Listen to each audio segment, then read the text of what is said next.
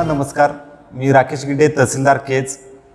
September 2025 मध्ये जे अतिवृष्टीमुळे शेती पिकाचं नुकसान झालं होतं त्यासाठी केज तालुक्यासाठी एकूण 90,335 शेतकऱ्यांना 89 कोटी रुपये आपल्या तालुक्याला अनुदान प्राप्त झालेलं आहे।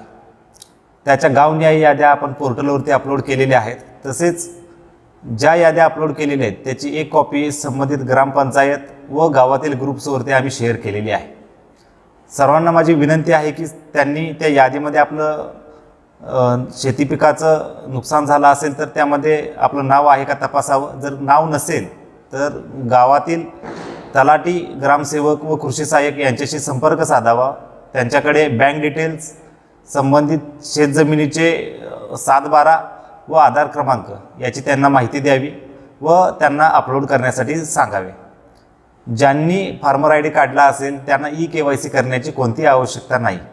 तथापि ज्यांनी फार्मर आय डी काढला नसेल त्यांना मात्र लगतच्या CSC केंद्रावरती जाऊन ई-KYC करून घेणं बंधनकारक आहे। संबंधित ई-KYC करण्यासाठी आपल्याला कोणतंही शुल्क द्यावे लागणार नाही। अशा शुल्काची जर मागणी करण्यात आल्यास कृपया तहसील कार्यालयाशी संपर्क साधावा। आपली कोणतीही शंका जर असेल तर तलाठी, मंडळ अधिकारी आणि तहसीलदार यांच्याशी आपण थेट संपर्क साधू शकता। सर्वांना दीपावलीच्या हार्दिक शुभेच्छा। धन्यवाद।